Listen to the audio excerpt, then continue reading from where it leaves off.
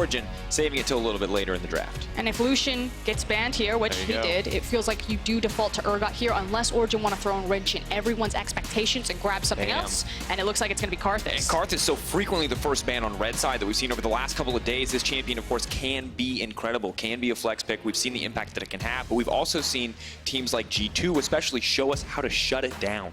But it does mean that you need to have pushing priority lanes so you can protect the Karthus. We say it all the time, he is susceptible in those early lane ganks, especially when you have a weaker dueling jungle matchup, something like a Lee Sin, like a Jarvan, like an Olaf. So now it's a question, can Nukeduck, can Alphari protect Kold if he does end up with this Karthus pick?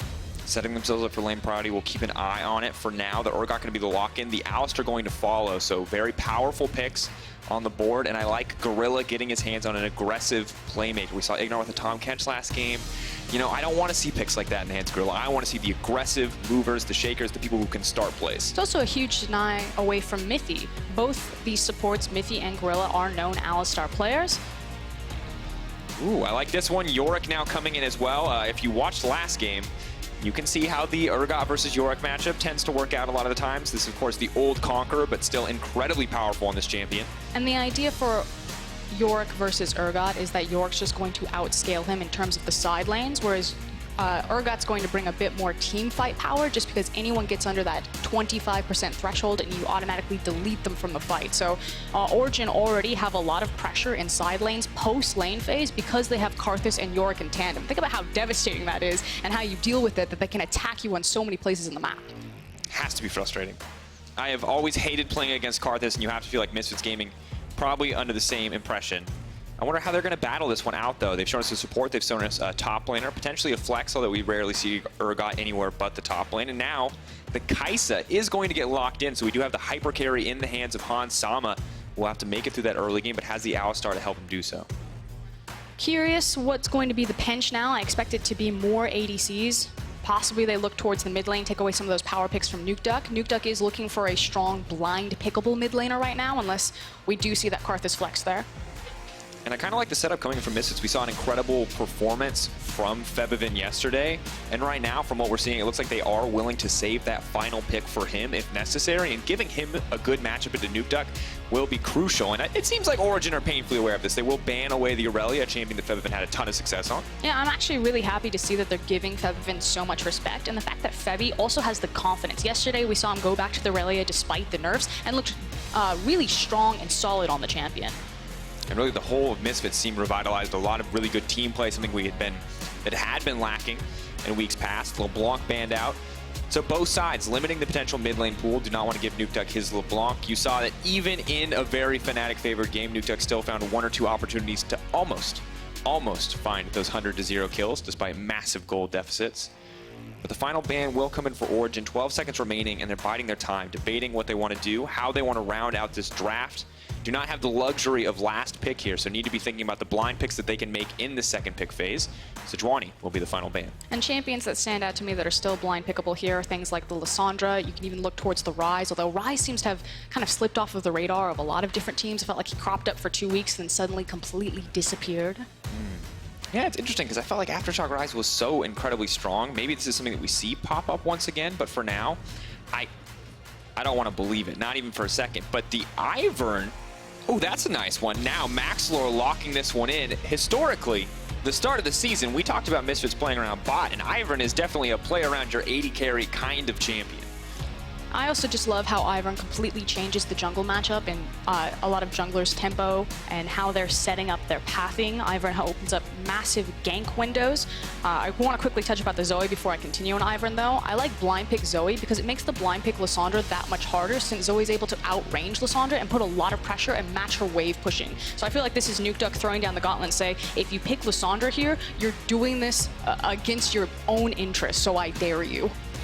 I want to see if Evan will take into that. If he'll go for it. Now the hyper carry, are they going to match here? Will it be the Tristana locked in? And it is going into the hands of Patrik. They have the Tristana Braum lane. And interestingly, Gorilla is now going to be able to pick for Febiven that final pick, that counter pick. But the Braum Tristana lane, one that Blippo had very strong thoughts on, said individually neither of these champs should win lane. Together somehow it always works for Fnatic. Maybe we'll see if it also works for Origen today. But the final pick,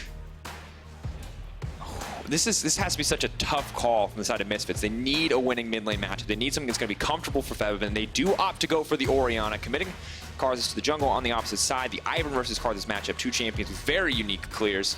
And this one already set up for some late game scaling. So what I like about Orianna here is that she's very safe as a blind pickable champion. She does fall down underneath the likes of Lissandra or the Syndra, but we talked about how Lissandra has a poor matchup into Zoe, and Orianna then also empowers the 5v5. So if you see that you have Karthus and you have Yorick and you have this crazy side lane pressure from Origen's comp, it makes sense that Misfits are like, okay, grab a really strong 5v5 mid laner, and let's just try to group up and abuse them with the ball delivery service of Alistar Ori and blow them up in a fight, and then Urgot immediately deletes someone. And I actually really like that plan. The other thing that seems so strong from the side of Misfits gaming composition is that with a supportive jungler like Ivern, you have access to that redemption, which can mitigate a lot of the early game impact of those Karthus ultimates, which is going to be important because we've seen what happens when you snowball a Karthus. We have plenty of games of evidence to know just how impossible it is to play those kind of games. But still, this sort of poke composition feels exactly like with the Zoe and the Karthus together, always feels so oppressive to play against if they are able to get to those first items unscathed. So I think a lot of pressure on both sides to execute well here in the early game. Yeah, and now the question for me is, can Origen get through the early game where Kold can make an impact on that Karthus? And with the likes of Zoe, I say yes, because around levels 5, she could start automatically clearing the back wave of creep, so she should always have push priority, at least be able to match and kind of that tug-of-war trade with Orianna. But with Yorick versus Urgot, I feel like that's still skill match dependent. It feels like between a lot of professional players, haven't seen enough tape from Yorick, so I really want to pay attention to what happens on the top side of the map and if that's a possible breaking point early on for Yorick. And we will have to find out once again. Match of the day, Misfits versus Origen. This time around, it might just be eyes on the top side of the map. So often, it is that island, but the Yorick into the Urgot may be mixing things up. We will find out. Battle in the standings, both teams racing for a spot in the playoffs. OGs run up the ladder, could be cut short here, and Misfits could find themselves tying the scoreline up. Ooh, and already Froskurinn. We check in on the itemization. We can, of course, keep an eye on the level 1, see if anyone wants to get too frisky. But Cole coming in for the Urgot, and that to me says, you know, I'm not scared. Not worried about it. I'm comfortable in this matchup. I've got the Dematerializer, I got the Cole. We're gonna take a step back. In some of the few conversations that I've had, it feels like the lane just gets a lot easier for Yorick, like most champions, once he has access to his ultimate and has access to Maiden. Obviously, with more levels, he'll have access to more ghouls being able to spawn, and that's when a lot of his push and trading potential can come out. But otherwise, he just kind of sits in the lane, farms, and has sustain. So it makes sense that SoaZ feels that he can get away with a Cole start to also just kind of sit in the lane, farm up, get some more bang for your buck, and have some sustain built in. And it is obnoxious once Yorick gets level 2 on that all, does get more ghouls there coming out in the initial spawn. But of course, this fact that the ghouls damage scales with level just makes him, you know, level 1 you're not too scared, but by the time level 5, level 6 rolls around, so I think those ghouls really start to hurt. Now Urgot, he's got the luxury of having the shotgun knees, but of course AoE damage mitigated on the ghouls as well, so a bit frustrating. I do want to see SoaZ retroactively early kind of punish Alphari in this lane with the push power of Urgot and a lot of some of his poke, simply because he is against a Karthus. Now you do need to be aware of the Karthus' ability to gank you at level 4, but early on, just like this, SoaZ should get in Yorick's face and really punish him because he doesn't suspect that Karthus will be a high ganking jungler versus something like an Elise or a Lee Sin, so he should be free to be super forward in this lane and try to get as much early advantage that he can against Yorick before Yorick outscales him in a side lane. And once again, level's very important for Yorick. You can see early on here, it's going to take a last hit with that Yorick Q, or it's going to take 12 minion deaths from either side to spawn a grave. 3 graves is going to be able to get you those ghouls. Once you have the ghouls, you can start to fight the Urgot, but without them, you are in a bit of a difficult spot. SoaZ will spot out Karthus on the top side. That gives information over to Maxlore. For now, the Ivern will remain with the defensive pathing, and unique junglers here, and that neither one wants to particularly interact with the other, but they both may look to those lanes to find some early action. And I think you called it, Drakos. You know, when you have an Ivern, not only does it help kind of these hyper-scaling ADCs because of how they can approach a tower, you place a bush, it makes sieging very powerful, but also his itemization into redemption early on is kind of a semi-counter to the likes of Karthus. I suspect that's what we'll see, but we will check on and try to keep up with what Maxlore is going to itemize on Ivern. And how this champion has changed since we've seen him a lot in competitive last has been a big banned away almost exclusively from Broxa, but otherwise just hasn't received a ton of attention in the ban phase. or the pick phase for that matter. For now, though, things are looking all right for Misfits. They've got pressure in all 3 lanes, and Kold, sadly, not the kind of jungler who can really punish this. Just focused on that farm for now, so at least at this stage, OG doing what they can to pick up farm in these lanes, but are definitely going to lose out on this information game as there's a lot of free access across the map. Yeah, Kold right now is just looking for full clears of his jungle. He wants to get as many repeats of Krug camps as possible because he wants to get more EXP, or at least the most EXP that he can leech from his jungle to try to get him to level 6 as quickly as possible. Maxlore, the level 3, a little bit behind here. Will pick up a camp, though, and immediately get that level 4. And we'll see what these both junglers want to do with this bit of free time before the next round of camps does respawn. Very small window, but one they could potentially exploit. Alphari, though, now starting to get a little bit more aggressive. You can see he uses that first set of ghoul spawns. Try to get a little bit more done here on the top side. And meanwhile, in the mid lane, Nukeduck losing out on health, but I think almost more important in the early game option is the mana, where you can see the Nukeduck does have a pretty significant advantage, and that is a fast Ivern. No. Runs in and just runs right back out. I thought Maxlore might try to go for the play there, but just getting a little frisky, just running in. I believe the ward that Patrik dropped was right on time. I'd have to get another look at it, but I glanced over at the other screen, thought I came back, and Patrik just dropped a ward right on Ivern's face, and Maxlore's like, nope, turned around, walked it the other direction. And once again, this is his time. He's trying to fish, he's trying to look for these opportunities, trying to look for these plays, and now, so getting that level 5, as you mentioned, Froskurinn, things start to shift a little bit in Nukeduck's favor, as it will be a lot easier to clear out these waves. Here we go. Here's the replay. Yeah, Patrik literally just dropped the ward as Ivern took the corner. Beautiful timing.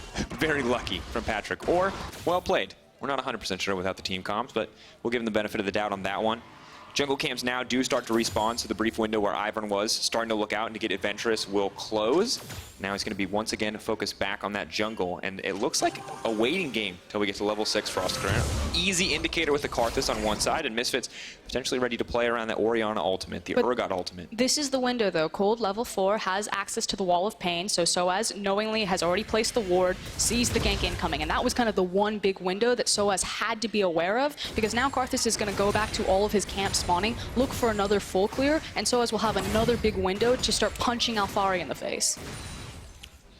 Right now, I feel like we learn more about this matchup every time we watch it, Froskurinn, because I was really convinced that Yorick would be so strong early on, but SoaZ just does not care. And it looks like the Kold buy was well-founded. He hasn't been punished for it. He's been farming quite comfortably. And maybe with a little bit of support from Maxlore and on the back of this level 2, does miss the disdain, though. That's big. If that had connected, would have been a death onto Alphari, no doubt in my mind, but just going to be able to walk away with his life, not going to miss out on anything. I'm curious if Maxlore was also caught. I think as he walked by the creeps, they did get information of him. It's not a huge loss because, again, both these junglers are just trying to hard farm their jungle, but it does give Kold small opportunities like that to place some aggressive deep vision and maybe even catch out where Mithy is pathing, Gorilla is pathing. I'm so used to seeing Mithy on Alistar to place defensive vision in River. In some games, Froskurinn, I feel like we're going to be playing you know, we're Mad Max. I'll just call it Mad Max. We're going to be playing Mad Max, where people are just running at each other fast as they can, trying to kill each other. This game, much slower, much more patient. Neither team is looking to go for these aggressive plays, and it does feel like the junglers kind of dictate a lot of the pace here in the early game. None of these lanes is so one-sided that anyone can go for really any big individual outplays. When your early game pace is dictated by Ivern and Karthus, you're not moving anywhere real fast anytime soon. Slow champions. Maxlore has the Mobies, though, and is approaching level 6. Does improve his ganks to a certain degree, but Ivern always does feel like a more supportive champion. Could maybe look to enable the Alistar on the bottom side, but Alphari now with the maiden does become a lot bigger threat, as he is able to just keep this one with him, have him follow him indefinitely. You know, that is a good point, that if you do look at kind of the gank options that Maxlore has available to him, you know, he's got the hard CC virtually in every single lane, as well as kill pressure there, so he does have a lot of options and kind of like a wealth of information, but the fact is that OG are just letting themselves get pushed in quite safely and then picking up and hoovering up all of this free gold and EXP. And Froskurinn, we were like building this up at the start of the day. We're like, ooh, Kold, Maxlore. Two big defining players for their team. The pressure is on for both. The pressure is not on at all. These guys are chilling. They are waiting. They are looking for level 6s. They are waiting for ultimates. They are biding their time. And I wanted to be like, oh, Febiven versus Nukeduck. Who's going to smash who? But they're also just chilling, looking for that opportunity. The difference is on the top side, where SoaZ gets trapped in that wall. And Alphari, while he was suffering earlier, is now starting to lay the smackdown onto this Urgot Maiden. Just so incredibly powerful that it's going to start to turn that matchup. And instantly, as I talk about it, First Blood comes in. Great capitalization on the side of Misfits. You just got to catch the curse at Froskurinn, and it's going to come true. And that's the thing. We talked about how Origen are just sitting under their towers, hoovering up all this gold, but that does mean that the EXP advantage is going to Hansama and Gorilla, and they use it to abuse it. And here comes Alphari. Ball comes in. Karthus ulti 2. Maiden going to cut him down. Kold's going to grab a Dark Harvest stack, and that is all she wrote. That is the combo of the Yorick and the Karthus. Maxlore going to fire back, though, with an Infernal Drake on the bottom side. His bot lane is there to back it up, though, so it does feel like a one exchange for Misfits in the end. But will anyone be able to stop this Yorick? Because we saw last game, SK Gaming really just ran over the side lane with it, and Alphari is now set on a perfect springboard to do just that. So grab the Infernal. It's a great RNG spawn for Misfits to try to trade some of that pressure back, but will it be enough? Yeah, now with the Sheen and a Kold of his own for Alphari. Decides he wants to match the gold generation, put it by SoaZ on the opposite side. We take a look back at this one more time, and you can see just waiting for that Unbreakable to fall and the immediate engage. So well timed there. Yeah, and didn't even have to use the ultimates despite the fact that they had the EXP advantages. Now we look top lane. Ooh, very fast. And sadly, when you're Urgot and you've already used the W, really hard to get out of that Yorick wall. Without the Purge, your attack speed not high enough to break it. You see him use it right there at the end, and the icing on the cake really is the Karthus coming. I don't think he was necessary. I'm going to be honest, Froskurinn, but donating a kill to a Karthus on your team never feels like a bad idea. And it's always just obnoxious because you can never find yourself in a situation like that because the dive threat is so incredibly powerful. And now Kold just continues to snowball up. And we see Maxlore 52 CS starting to fall behind in the jungle matchup to kill as well. Dark Seal coming in for Kold. Feels like mostly for potions, but now that he's got a kill, he can pretend that it was for the big snowball factor. 2 stacks already, working towards that Runic Echoes in the jungle enchant. Will add additional bursts to that ultimate next time it's available. And that is a window that OG can try to play around. The next time that's up, they can look to get some work done. But I feel like I feel like everyone has just agreed to keep playing lane phase. No one's looking to make any crazy swaps. No one's looking to break down any towers. Just seeing this drawn out effect in the lane phase for now. And Gorilla and Hansama have to be feeling confident. You can see the BF Sword double pickaxe coming in for Hans. Trying to get the Q unlock, which he succeeds. Here we go. Nukeduck now ghosting. Does get locked up. Daisy's going to come in as well. Febiven going to look for the follow-up play. The flash out from Nukeduck. Well played exchange there in the end to turn around what could have been a disastrous Sleepy Trouble Bubble. And Gorilla potentially overstaying his welcome. The knockup is going to come out, but Hansama just goes right in onto Patrik. Tristana not able to have the damage, but Mithy is there to block it out. Maybe they can keep the play going, but no. The Buster Shot just for the disengage. Topside. Hello. Hello. Gonna go in. Drowsy. Sleepy Scion. Dead. Sleepy Scion. You sleep for a long time when you die, I've heard. And now immediately going to shift their attention to the Rift Herald. So what was once a passive game is now exploded here with some topside action. And I'm curious how SoaZ got cut out in the river. I'm sure we'll catch it on the replay, but obviously a dangerous position to be in with Febiven having just used the Shockwave. So of course Misfits were going to be at a disadvantage fighting the 3v3 on the top side of the map without one of their key ultimates. And additionally, once again, a lot of strong champions here on the top side of the map. This is where Origen are strong right now. They already had that first kill. You already had that Yorick with the Maiden just following him indefinitely. So it feels like Origen playing to their strong side. And the thing is with Zoe and Yorick, champions that, I mean, Yorick's dependent on his ultimate, but the idea is that they don't have big, massive cooldowns like the likes of Urgot ult and like the likes of Shockwave, that once you use them, they can continue to apply the pressure. You know, Nukeduck is going to constantly be looking for plays as Zoe instead of just one big cooldown. Okay, 2 minutes later, I got my cooldown, look for another play. And as a result, slowly but surely, we do see Origen building up these gold leads, playing around these abilities, and we can check out a look at how this fight played out. SoaZ moving to contest this vision, has mid priority, feels like, hey, I am comfortable, I am good, but Alphari immediately walks down, willing to sacrifice a few of those creeps to get this fight going. Yeah, unfortunately, just a little bit too greedy on the crab, it looks like, and then got caught out in the beta cage. And you're hoping there that your team can back you up as SoaZ, but just no one really in a good position to respond. Absolute vision control from the side of Origen. I mean, like you said, SoaZ thought that they had mid priority. The way it was actually crashing into Nukeduck's tower. Just Maxlore and Febiven were on the other side of the lane.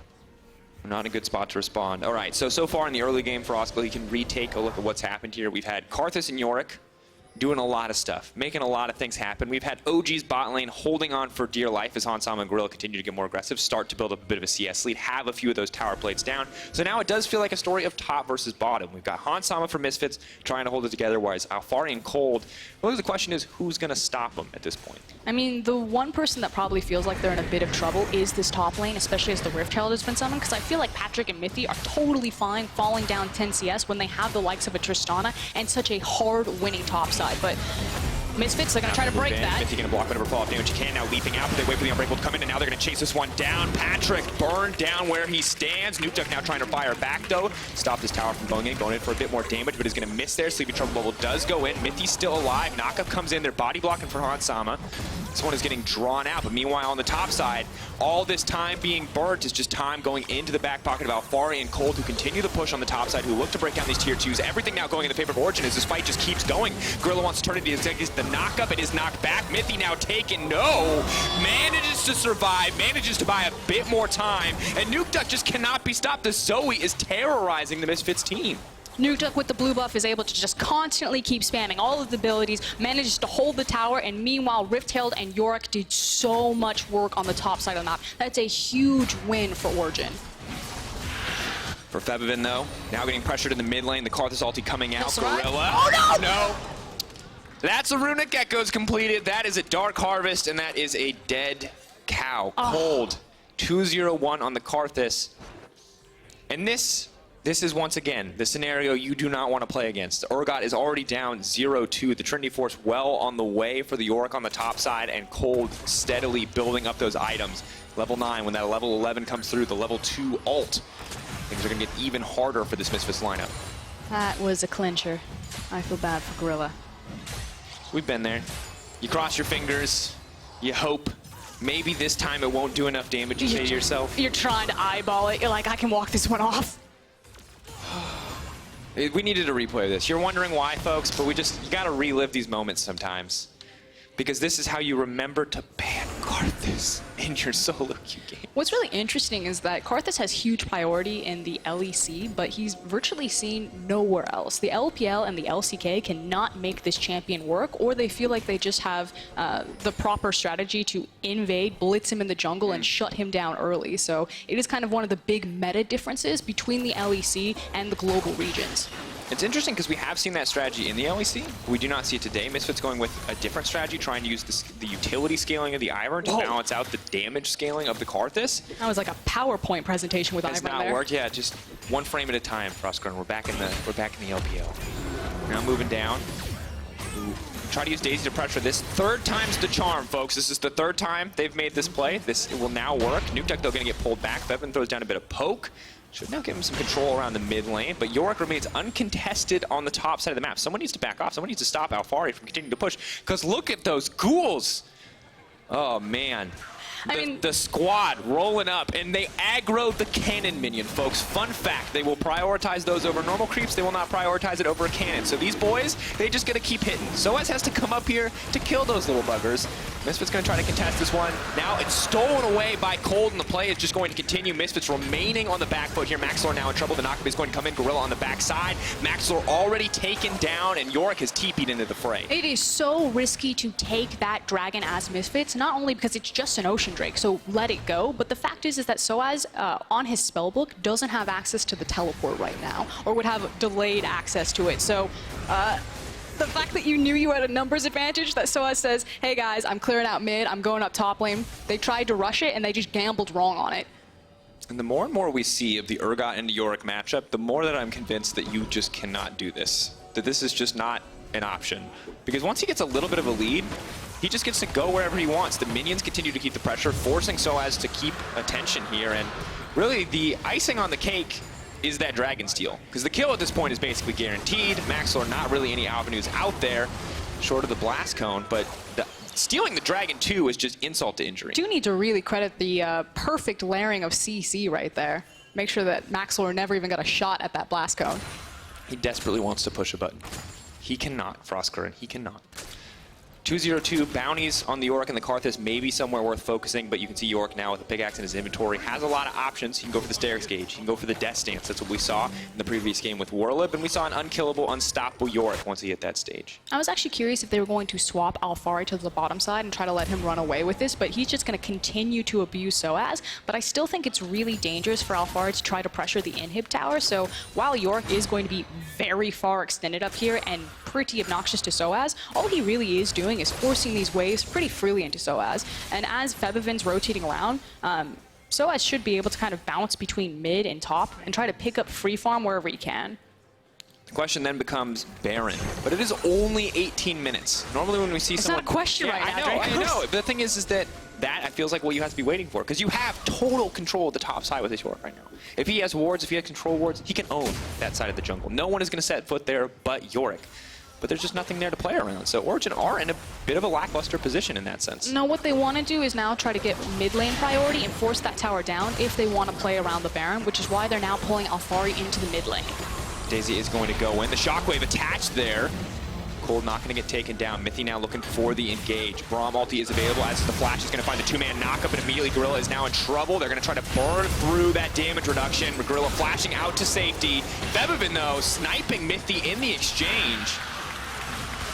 Ghouls screaming their way in, but that will trade going in the favor of Misfits. Yeah, Origen delayed to the play, tried to overforce it, and it's Febiven that has the last laugh there, so well played by Misfits.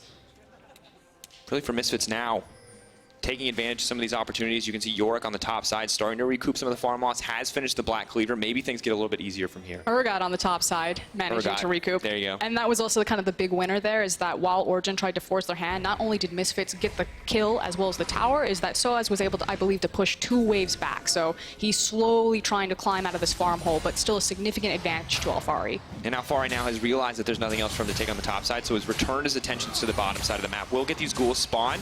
We'll set the Maidem up, despite the low health, to start to pressure this tower. Does get a bit of damage down there, and really just a nightmare. Really hard to lock down Alphari at this stage of the game. The good news is that while a lot of this gold is going on to Alphari, a ton of the gold on the opposite side is going into the pocket of Hans Sama. And now late game, you give me the option of a Fed carry. I would still put my money on the Kaisa over the Yorick. And Kaisa is obviously the champion at this point that can contest the Yorick into the side lane, you know, zip back there with the ultimate. We take another look at this play. All eyes need to be on how Febiven is able to find Mithy and just scoop him out from underneath Origen's nose, it feels like. It just feels like just sometimes in pro play you forget about the ball. Mithy, oh, boom. It was the Ludens. Forgot about the Ludens. How dare he not calculate that one? Well played. Perfect timing comes in for Febiven to get that one, and now he finds himself a 500 gold bounty. Bit of a difficult spot. Feels like a strong assist by Hans Sama. He ate so many cubes. That's the value. People underestimate how strong that Acathian Rain is when you get that upgrade early, but it does a ton of damage if you ever find yourself singled out. For Mithy and the rest of the Origen lineup, it felt like they had control here for a little bit when the Yorick and the Karthus were doing everything they could to snowball, but now that the map is a little split up, now that Yorick isn't quite as easily able to take some of these initial towers, things have slowed down a little bit. And now it's Patrik who's picking up a lot of this extra farm. And Misfits are going to feel really confident right now. Like you said, they have the nice itemization off of Hans Sama, have the 2 items completed, whereas Tristana is in a bit of a rut right now. It's kind of one of those matchups where the likes of Tristana, likes of Sivir versus Kaisa, is that she's still going to spike on 2 or have a spike on 2, where they're carrying over looking for that 3rd item. So there is this big window that Misfits can play around as long as Hans Sama is in the play. And for now, it looks like they are content to continue sending Hans Sama to do his own thing, send him off on his lonesome. He is going to kill this one very quickly. Obviously, a much better dragon taking threat than the Ivern with the Gwynsu's available, the plasma stacks as well. Looks like he may go to the bottom side too to pick up a little bit more here, but it does mean that Origen have complete control on the top side if they want to push for more, knowing that the biggest damage threat is there. And you can watch Hans Sama on the map. He wants to go down and catch that farm, but he knows that the danger of the Baron is forcing him to kind of respond and return back to the mid lane. So a bit of a fumble there on the lane assignments from Misfits, but now it should be SoaZ that matches across from Yorick. And I like that you bring up SoaZ, because I have a really not important at all point to share with you, Froskurinn. Do you know how many assists SoaZ has all time, LEC? Do you want me to read it? No, I'm gonna. You see, because this is incorrect. This is the graphic that's prepared in the event that he hits a very big number. He's currently at 2,299. One more, and this man will have 2,300 assists. And while he may not even know that he's that close, I'm going to pretend that this is really important to him. And that deep in his heart, on stage, you can see it, the focus, determined look in his eyes right now, folks, that this matters. And that he is waiting for his opportunity to strike as he moves into the mid lane. He's going to go for it, Froskurinn. One sure more assist. He wants the kill. One more assist. Not necessarily the assist. Are you implying that Urgot is really good at getting kills? I think he's set up to get assists here, Froskurinn. That's a sleepy Alistar. Nukeduck, the name of the game for Operation SoaZ. For Operation Misfits, though, it is the mid lane tower. They have managed to secure priority here and are going to keep the pressure down. Kold's going to move in to clear some of these waves. A bit difficult for them to get anything else done. Decent sieging with the bushes from Ivern, but of course, very good wave healer with the Karthus and the Zoe. We're naming everything in Operation. This is Operation Avoid Yorick. So this is how this is going to go. We're going to play tug of war with whatever lane Yorick is in. He's going to push it forward, then you're going to push it back. And then in that tiny window, when he's not taking everything off your yard, you're going to try to make a play somewhere else. And that's what's going to happen repeatedly. But wait, there's a Tristana. And now SoaZ doing what he can to kind of contest Alphari here, running forward like he's going to do something, but he just wants him off his lawn. You just, please leave, sir. You're not welcome here. Stop digging holes in my yard. No one appreciates it. Make it stop. Gorilla does not appreciate the Nukeduck poke damage. And as interesting as this mid lane is, I feel like in a moment's notice, there's no doubt in my mind that someone can just get to lead in the mid lane. But both teams seem content, or rather OG seem content, to just continue letting this Yorick live in the sideline. They seem content saying, hey, Misfits, as long as you're putting people here, we'll keep playing here. Yeah, and it's exactly that. You know, even with the Tristana, because they've now pushed Patrik out into a side lane, even though he's just kind of absorbing the farm, the fact of the matter is that Origen are trying to split up the map and either abuse how obnoxious Yorick is, abuse that if they find a pick, they have the Karthus so they can attack anywhere on the map, and then make sure that all of their carries are simultaneously getting farmed. Because the more that Hansama and Febiven stand in a lane together to wave clear and kind of successfully hold Origen when they do manage to push up mid lane, means that you're dividing gold between your two resources. So that's what Origen are trying to do. Misfits, they're just trying to force a fight. They're just getting annoyed, and they want to lock down Origen, and they want to find a massive 5v5, Shockwave, Alistar, Urgot, whatever it is. I mean, they have the building blocks for the Wombo combo. We've seen it. We've seen what an Alistar and an Orianna can do. Orianna is getting more items, has double flat pen here, has the Morellos building towards that death cap. Maybe a Zanya's stop along the way, but for now, at least has the stopwatch if it comes down to a clutch team fight. Origen, though, are having none of it. They back off. They see multiple members come into topside. They walk away. This is the Alphari show, ladies and gentlemen. One Yorick versus the world. 4 other people going to farm and wait for the Yorick. It's musical chairs around Baron. That's what the other 4 are doing. They're just, okay, we can't leave this objective alone. Hansama's like, Tristana gets to farm a side lane. By God damn it, I get to farm a side lane too. And I want to know what the comms sound like, Froskurinn. Because for OG, I feel like it's very simple. It says, Yorick's on side, we're good. We're fine. For Misfits, I want to know, are they saying, oh, it's okay, we don't need to catch these waves, we can go for the fight? For he looks like they may have found the fight, because instantly, Nukeduck is dead. Misfits turning their attention down. Do they want to extend the fight? Do they want to go for the Baron here? They need to make a quick call, because Yorick, the pressure is still being applied there, and it looks like the call is going to be the Baron. Hansama moving in to clear out a little bit of that vision. It's a race. You look at Yorick. Tristana going bot side. Are we getting a base race? It is 26 minutes into the game. The Baron is in the sights of Misfits. And Patrick's going with him. They've got 2 members there. They've got the Maiden. They could just look to end this one. If they get the Baron, they will get the empowered recalls. OG are not contesting this one. It looks like they will trade the inhibitor for the Baron buff in the end. If that Baron was stolen, no doubt in my mind, the game would have ended, but Origen not going to take the risky play. Excellent call from Origen right there. Yes, Misfits get the Baron, but old school logic is that when you get the Baron, if you lose your bot inhib, you're basically using the Baron defensively. So I actually really like this from Hansama, but they have to be so careful. So Maxlore's trying to scout out on the side, as well as pulling down Febiven to shadow them to make sure that they can force this tower. But still, good response from Origen, and now what can Misfits do with this Baron? And the gold is now dead even as well. Froskurinn 47.8 to 47.9. They are able to break 1 tower already. What else can they get done? What else can they make happen? Yorick, of course, moving into the Dragon Pit. Looks like he will be soloing out the Drake here. Grabbing that one for the team is going to be the Ocean. Will be nice to have for that side lane split push start, as well as for the Karthus in the jungle, but not going to be the same threat as one of those Infernals at this stage of the game. So at this point, what Origen want to do is they want to make sure that while Misfits are resetting the map, before they get to kind of group up and use their Baron and use their 5v5 composition in one lane, they want to hard force everything else, so it eats up time of Misfits' Baron timer to go out and clear these waves. Like SoaZ is like...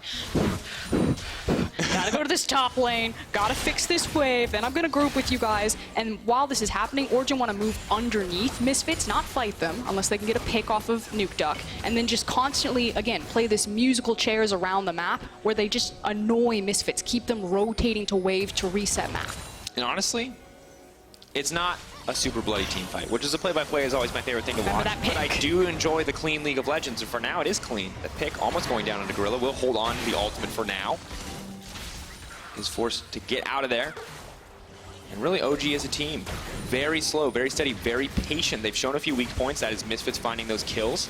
But when you look at the Misfits lineup, 2-0-0 for Febiven. SoaZ, though, could find himself toe-to-toe with Alphari. The OG lineup is going to be here first. SoaZ needs to get out of dodge. They're going to continue this play. The blast cone is there as well. SoaZ trying to make it out to safety, but he's been stunned up, and he's going to get taken out. Kill goes over to Patrik, but Hansam is immediately on the bottom side. Suddenly the tempo is kicking up, ladies and gentlemen. We are now looking for an inhibitor, potentially, if Misfits want to push for a bit more here to keep this play going. They are going to continue. Mid lane is pressured as well, and it looks like they are now just going to group. They're trying to dive. They want to extend this advantage. And this is exactly where Misfits want to be. They want to be using the Baron aggressively on the towers. Origen overcommitted to the attempted pick, although they did kill SoaZ on the tankiest member, so it took a long time to kill him, and that let Misfits do something. I like the fact that Hansama also attacked the super minion wave to make sure that that wasn't going to be an obnoxious pressure point on the bottom side of their map by just forcing it through. And a battle of picks versus Yorick split push appears to be the story so far. Big fat bot wave, going to continue pushing though because the inhibitor is still down despite kind of taking care of that one earlier with Hansama. And now we look across the board. Gorilla and the rest of this team have good opportunities to get in. The death cap now finished for Febiven, so hugely powerful Orianna if you can find that multi-man shockwave. And it's a similar story for the Kaisa at 3 items.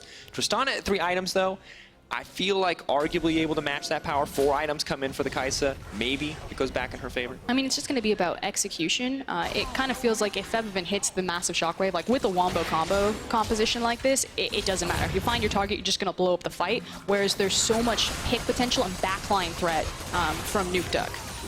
So I was saying it's Trouble, probably who you want to tank that shot for you. Nukeduck just continues to play with the paddle stars, trying to find a weak target on the front line. And now Origen, despite having Alphari on the front line earlier, Alphari's starting to build more tank, a little less focused on that side lane split push than we saw with the Death's Dance.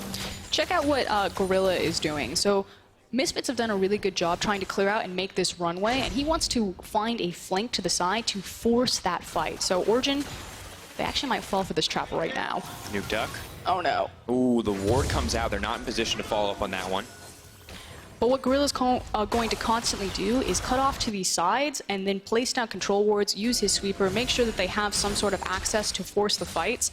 And as long as Origen can keep their flanks covered with wards, or at least be aware that that's possible, again, it's just about absorbing time. And now 30 minutes passed. Gold 1K in the favor of Misfits. I feel like the carries on the side of Misfits much stronger at this stage of the game. The split push on the opposite side. Maxlore immediately forced to flash here, trading 1-for-1 with Mithy and Summoners. Not the end of the world for pretty much either person. I'm going to say Maxlore. And Froskurinn, are we just waiting? I mean, I understand what Origen are trying to doing, and it feels like the later we get in the game, the harder it is to kind of pull off a lot of these split push plays, so that does seem why we're seeing more of these tanky itemizations coming out, the inhibitor now respawning. But if you're Misfits, is it really as simple as just waiting for that pick? Just setting up over and over again and looking for that single opportunity? I mean, that's pretty much the same thing that Origen are doing, but I'm curious, you know, at what point does Yorick, if ever, just become completely uncontestable in the bottom lane? Like, are we waiting for a specific itemization breakpoint? I believe right now he started to go defensive in his itemization. I think had a Randuin's last time I saw it. Yep. Trying to mitigate some of the damage coming out from the crit threat on Patrik, of course, one of the really the only sources of sustained damage. Karthus there as well, but very often they just get deleted at the start of those fights. Because so far, globally in other regions, we've seen you know, champions like Fiora picked into the Yorick, so these other champions that just hyperscale into side lanes to try to go with them. But Alphari seems to have given up on the side lane dream, at least for now, because if a team fight happens here, they lose pretty much the entire game. So has to at least be with his team to protect them, to make sure that they can get priority of this mid lane back, especially with Baron and Infernal up. And this Misfit strategy of setting themselves up for late game with the Ivern and the Kaisa is now starting to pay off. They are going to be able to grab this Infernal and be able to move up to contest this Baron if OG want to go for it. Here we go. For the flanks. Could be the big team fight. Gorilla's going to be the key enabler here. Watch the ball. If it gets attached to Gorilla, expect the immediate engage. But meanwhile, Yorick is going to start off the Baron. They don't know SoaZ is there. They're just trying to start this one, though.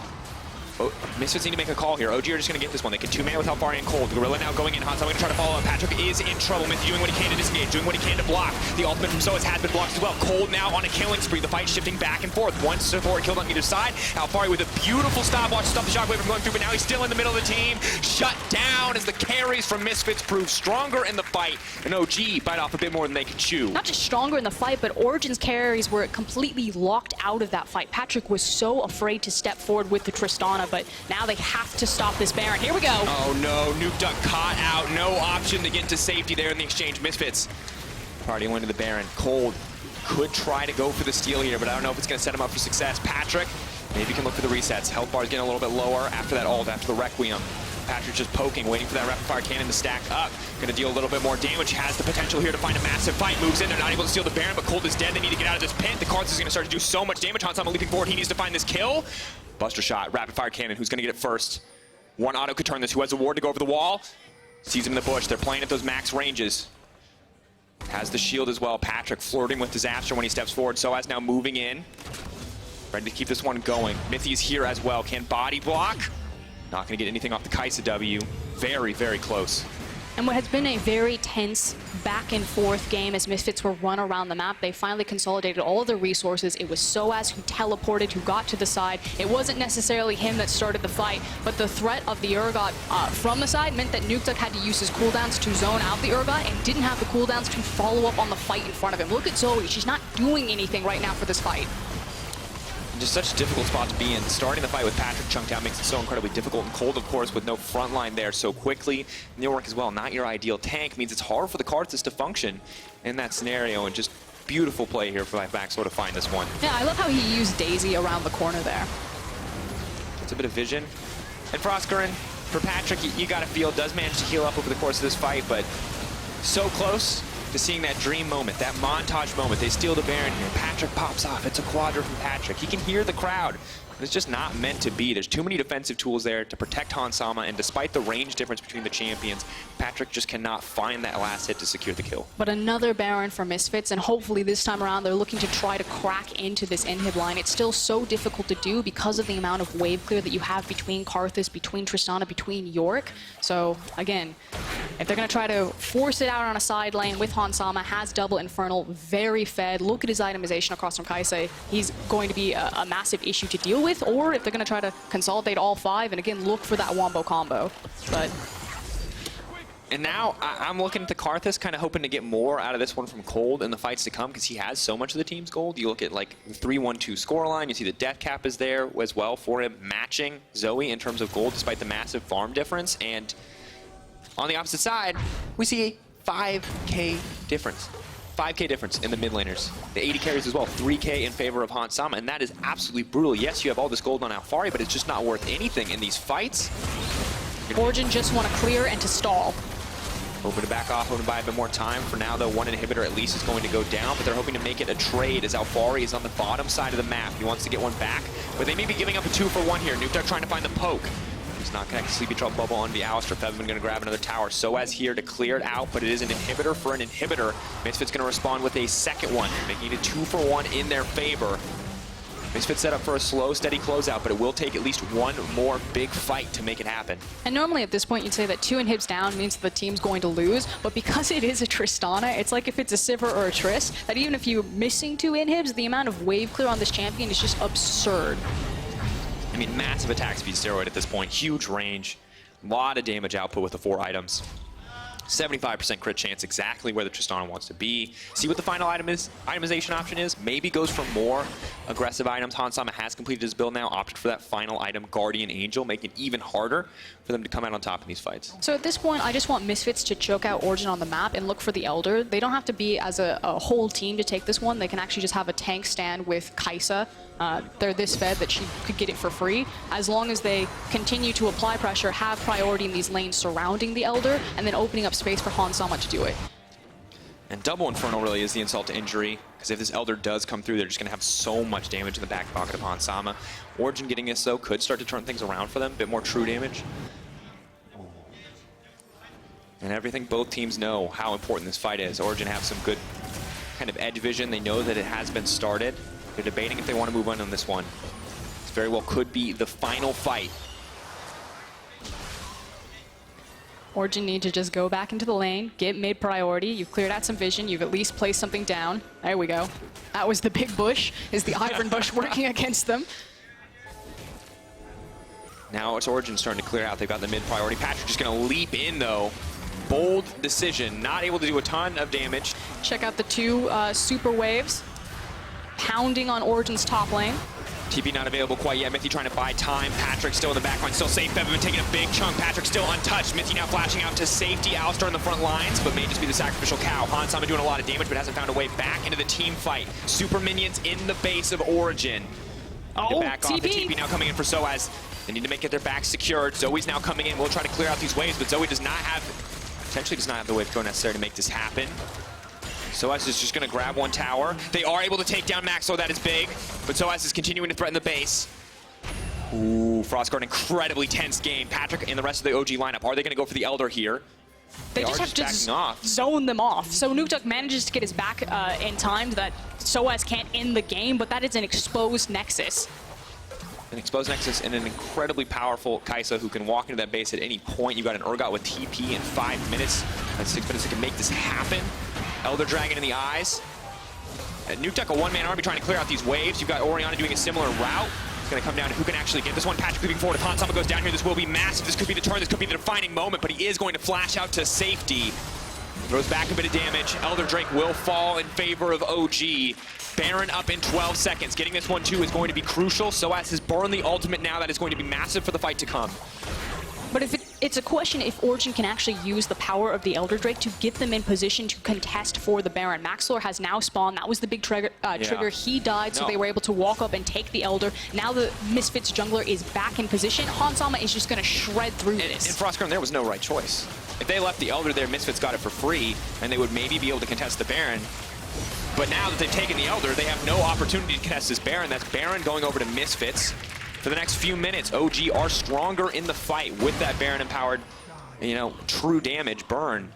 But on the opposite side, Misfits have a very clear runway to just group as 5 and end the game.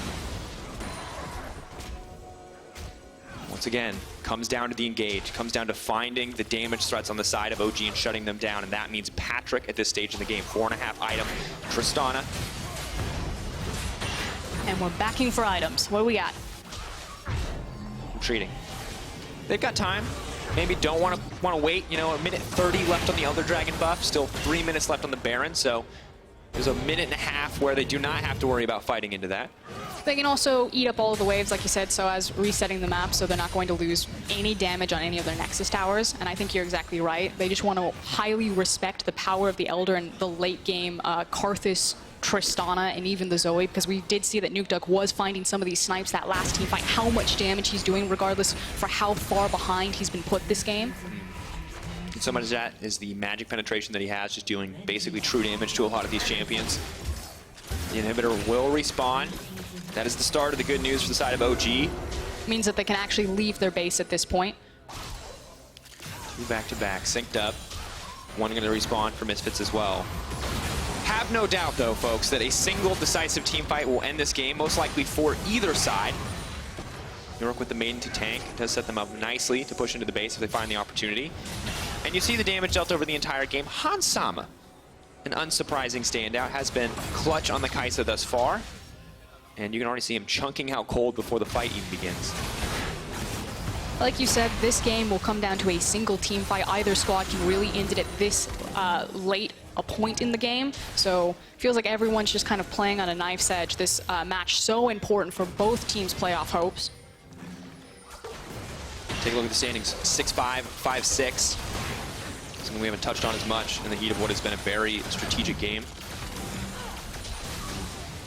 Patrik flirting with disaster when he steps forward to auto-attack Hansama, but the shields from Ivern are just too big. The shield from the Bloodthirster as well. So hard to hit the actual health bar of Hansama. I mean, Orianna, Ivern, Kaisa, so many shields that can apply to her. Hansama is so free to step forward like this.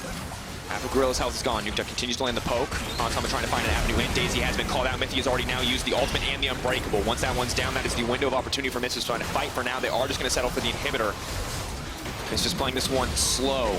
Able to take that down. May just look for a second again, Nukeduck stepping forward, but taking a lot of damage in exchange. Hansama remains untouched. Alphari now trying to find his way into the backside of the fight. They're stepping forward. Patrik remains untouched. He's trying to get some damage down, trying to get something done, but SoaZ gets the fear. Input buff from the Tristana keeps her alive. Now immediately Hansama's going to try to fire back, but he's so incredibly low. Eyes on the Tristana. Everything comes down to Patrik. This is his moment. If he can turn this fight for his team, SoaZ is stepping forward. He's not going to let it happen. That's the disdain. That's the shutdown. Hansama finds the kill, but at the end of the day, it is Misfits who take the fight, and it'll be Misfits who take the game. Nothing Patrik could do in that last team fight. You saw it there with the Orianna shield, the Ivern shield on top of it. Hansama just had massive health bars and was able to run forward. We talk about the Juggernaut composition. That was effectively it with Kaisa. Brutal. Brutal. They could not do it, but Patrik, he did so much damage, but he just did not have the penetration necessary to get through the tanky body of the Urgot, and man, I saw that early game. I saw that Fed Yorick. I just flashed back to that SK Yorick. I thought there's no way, man. This champion is unstoppable. But the reality is, Misfits were ready for it. They played for the late game. They had the Orianna. They had the Kaisa. They set themselves up for success with these defensive options like the Yorick, and it worked out. And credit to SoaZ, making sure that he was always on point to match whatever pressure point that Alphari was putting on the map. Yeah, the Yorick did manage to trade the bottom inhib for the Baron, but Misfits were able to absorb all of that, still use the Baron offensively every single time, and it was really a macro victory for the Misfits there. Absolutely, and it feels like OG had a plan, had something in mind, but just weren't able to get a greater lead out of it, and as a result, weren't able to turn it into a game win. We take a chance, though, to look back at that final team fight. Hello, Maxlore. Get the fist bumps, too. Ooh. Kold denied by everyone but Maxlore. Doesn't matter, though. We're into the team fight. And just take a look at Hansama's positioning here, and at one point he just kind of stands still and just does all of this damage, but his health bar virtually never moves outside of the Karthus ultimate. Finally, Patrik steps up and gets a couple of shots on him, but by then his team is dead. It's just him and Nukeduck. And just look at that. The man drops to 10%, gets a shield for half of his health bar, and then heals back up to 70 with 2 auto attacks. That is the power of a late game protected AD carry, and you can see it showing through in those damage numbers. 31.8. An absolute machine. Hansama definitely earning this composition with the team, playing around and setting him up for success. And what's cool here is if Misfits have proven to themselves that they can leave a power pick like Karthus open because they feel that they have the necessary answer with the Ivern pick and the Redemption. Now, normally we do see the Ivern banned in second rotation, at least that's when a lot of those bans have been cropping up in the LEC, but this time around it managed to slip through and it felt like, okay, we know you're going to take the Karthus. There you go. We've got the answer for it, and Misfits have shown their hand. And, of course, we're going to get more insight on this game after the break as QuickShot is talking to Misfits coach Hussein Mouzi. 2-0 since his return to the stage, drafting and setting this team up for success. And it is a good look for Misfits. Yesterday, I feel like just outdrafted, outplayed. Today, it felt like out-strategied. Is that a word? Out-strategied. I'm going to say out-strategy. That feels like the appropriate term. You're not out-strategized, I've been told by production. That's how you know you really messed up, is when they correct you. After our match of the day, you guys have one thing left to do, and that is vote for your key player of the game. At eSports on Twitter is the place. Maxlore, Febiven, Hansama are your options. We know who's going to win. We do. Is it Hansama? Not only is he adorable, he also popped off. He popped off! Crazy game from Hansama. Well, Rogue was without wins. They were at the bottom of the standings. But after the arrival of Finn and Vander, this team is starting to turn things around. Find out if the players can celebrate again.